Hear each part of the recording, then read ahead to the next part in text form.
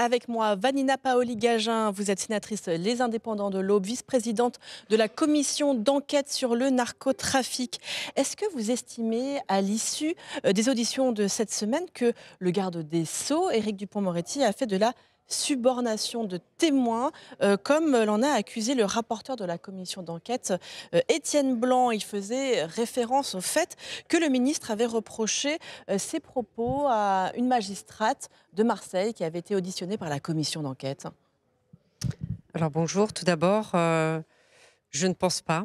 Je pense qu'il faut être très précautionneux quand on utilise certaines terminologies. Euh, le Parlement contrôle, enquête. Le garde des Sceaux discute avec son administration. Il faut être très précautionneux, d'autant plus en matière juridique, hein. Je vous renvoie à l'article 434-15 du Code pénal. C'est très important de bien être précis sur la terminologie. Il y a le fauteuil pas loin de quelqu'un qui disait les mots sont tout, et en droit, ils sont encore plus que tout. Le fauteuil de Napoléon. Exactement. Donc, je pense que c'est le fruit de la passion. Il est sorti de son rôle de rapporteur de la commission d'enquête alors que les travaux sont encore en cours. Étienne Blanc, selon vous? Je pense que notre collègue y met beaucoup de passion, beaucoup d'énergie, et c'est normal, et le sujet est propice à cela. Mais effectivement, j'estime qu'il y a un climat général en fait de surenchère langagière qui est extrêmement pernicieux. Est-ce qu'il y a tout de même un problème de séparation des pouvoirs? C'est ce qu'a estimé hier dans un communiqué le Conseil supérieur de la magistrature. Alors écoutez, là encore, je ne le pense pas, pour les raisons que j'évoquais en fait en préambule, à savoir que chacun est dans son rôle. Notre rôle, Parlement, c'est de contrôler, d'enquêter. Et le rôle du garde des Sceaux, c'est aussi de conduire la politique pénale et de discuter avec son administration. Alors, sur le fond, si on s'intéresse aux travaux de cette commission d'enquête, certains, devant les sénateurs, ont estimé que la guerre contre les trafiquants était en passe d'être perdue. Est-ce que vous partagez ce sentiment à ce stade de vos travaux? Alors écoutez, là encore une fois, je vais sûrement être décevante, mais je vais vous répondre non, pour plusieurs raisons.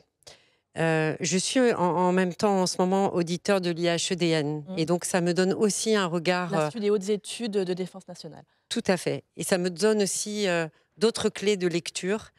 Euh, c'est une guerre permanente en fait. C'est une guerre multifactorielle, et donc on ne peut pas dire qu'on la perd, et dire qu'on la perd, c'est déjà faire la part belle à l'ennemi. Donc je ne comprends absolument pas, encore une fois, cette terminologie qui est dangereuse.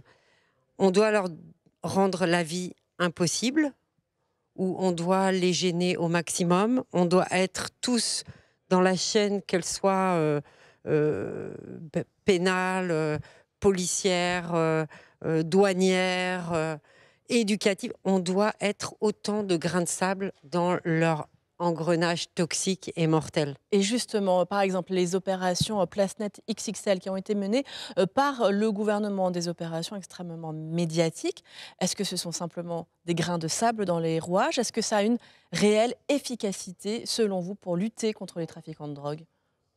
Eh bien, écoutez, est-ce que vous pensez que les représailles qui ont lieu à la suite de ces opérations PlaceNet, qui sont conduites par les pouvoirs publics, n'ont pas de sens? Je pense qu'elles ont un sens, c'est-à-dire qu'elles viennent rétorquer et attester du fait que les trafiquants ont été gênés. Il faut qu'on les traque dans tous les domaines. Le fait de rendre leur business moins lucratif, même si c'est une semaine, 2 semaines, un jour, une heure, c'est déjà ça. C'est déjà ça. Et ceux à qui on a affaire, enfin, j'ai avec moi Extrapure, que j'avais lu quand il était sorti, en fait, sont des réseaux mondiaux. C'est de la très, très grande criminalité qui s'est totalement ubérisée, qui vient même dans nos villages, on l'a vu, qui transite par des boucles cryptées. Donc c'est très très complexe pour les forces de l'ordre à appréhender. Eh bien, merci beaucoup, Vanina Paoli-Gagin, d'avoir répondu à mes questions.